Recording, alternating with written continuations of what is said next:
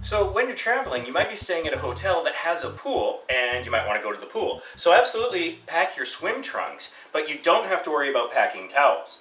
Your hotel room will generally have quite a few towels, and generally they've got like the full-size ones that are good for when you shower. So here, oh, Julian just disappeared behind the towel. It's that big. So one thing that you'll notice about this towel, this is your room towel, and you'll notice it is completely white. There's no marking on it of any kind. So you do have this, but when you go down to the pool, there's generally a selection of other towels there. What's common is there will be like a blue stripe, or the whole towel will be striped. So you'll be able to tell the pool towels from the hotel separate from the room towels in the hotel. And so you don't need to worry about packing towels when you're going to a hotel pool. Yeah, like I almost packed towels. Yeah.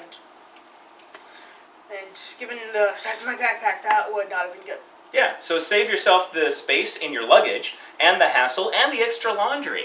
So worst case, you could probably grab one from your room, but you shouldn't need to. Check the pool first. They should have their own towels. And so what you're going to want to do is use the towels in the pool when you're at the pool.